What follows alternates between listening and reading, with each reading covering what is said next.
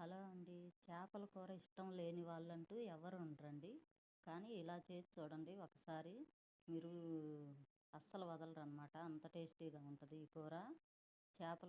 చేపలు నీట్‌గా కడుక్కోవాలి. నీట్‌గా కడుక్కున్న తర్వాత ఉప్పు, పసుపు, కారం, నూనె, అల్లం చిన్నుల్లిపాయ పేస్టు మొత్తం అన్నీ కలిపి ఒకేసారి నీట్‌గా కలుపుకోవాలి. కలుపుకొని కనీసం ఒక అరగంటన్నా అలా ఉంచేసేయాలండి. బాగా ముక్కకు పట్టిద్దనమాట. ఉప్పు, కారం అనేది మసాలా అది మొత్తం ముక్కకి బాగా పట్టేసిద్ది. ఈలోపు మనం చింతపండు నానేసుకొని చింతపండు పులుసు వేసుకోవాలి. చింతపండు అనేది మనం కొంచెం ఎక్కువే వేసుకోవాలి. చింతపండు పులుపు జాలకపోతే అస్సలు బాగోదు, టేస్టీగా ఉండదు. బాగా సరిపాను ముక్కలకి బాగా నిండుగా రావాలి. గిన్నె అనేది మనం ఇలా వెడల్పుగా ఉండేదే పెట్టుకోవాలి.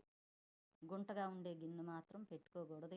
ఇలా వెడల్పుగా ఉంటే ముక్క బాగా ఉడికిద్ది. మనం గెంటితో కలపకూడదు కాబట్టి అట్లా కదిలిస్తూ ఉండాలి. పొయ్యి మీద కూడా ఊరకలా మసిగుడ్డ పట్టుకొని కదిలిస్తూ ఉండాలి తప్ప మనం గెంటి అనేది మాత్రం పెట్టకూడదు. పొయ్యి మీద పెట్టేసుకుందాం.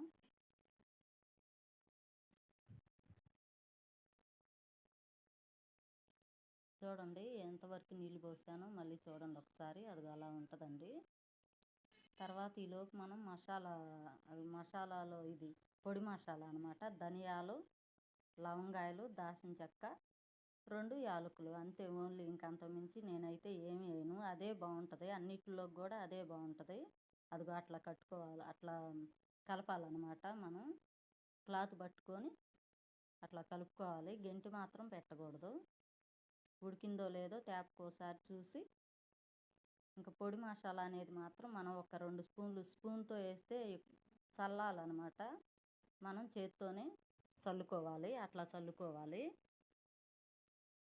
ఎందుకంటే గెంటితో కలపం కాబట్టి అట్లా వేస్తే మొత్తం కలిసిపోద్ది. అట్లా కదిలిస్తూ ఉండాలన్నమాట.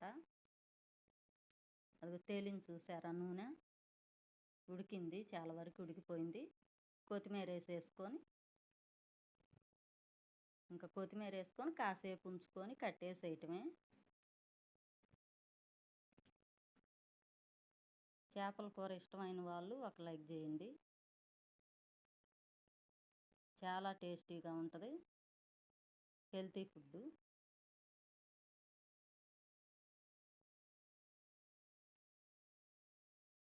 ఇంకో వీడియోలో కలుద్దాం.